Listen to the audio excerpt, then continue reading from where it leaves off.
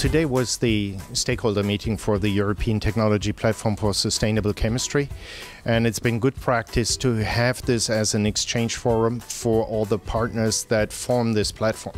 So it's a combination of industry, the research institutions, SMEs, but also our partners from the European Commission. Sustainable chemistry, I think, is not perhaps so much on the forefront of most people's mind, but in reality, when you are inside the business, it's incredibly important, because without sustainable chemistry, we will not be able to maintain the lifestyle and the level of living that we have today. Chemistry is very important. It underpins a lot of manufacturing in Europe, and it touches everybody's lives. So there's a very strong social element to what everyone does in the chemical industry. And sustainability is important because natural resources are becoming depleted. We're too dependent on petrochemicals, and we need to innovate better ways, more effective ways of making the materials that we all rely on every day when those petrochemical sources disappear.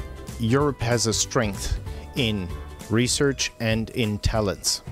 So that's a very good basis for innovation, which means taking results of research into something that is tangible in the market, which will create competitiveness and ultimately jobs. I think today we underestimate what research can do. We underestimate the power it has on also developing skills. We slowly undermining the money we are putting on research, and we are looking only at education, but I think it's education and research that will make the package grow.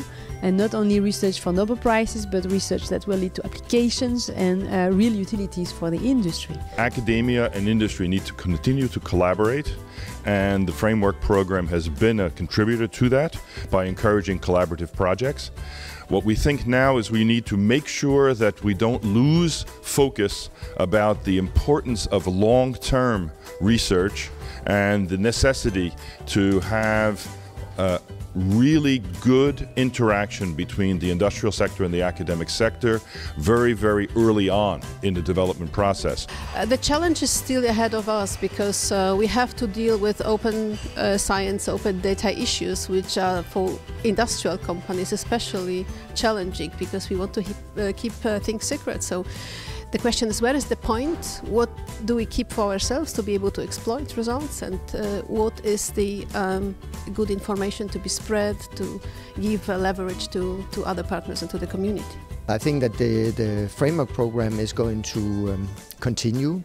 I think we will see a transition from what Horizon 2020 does today, just in an even more pronounced way, like focusing more on impact and having more mission-oriented approaches.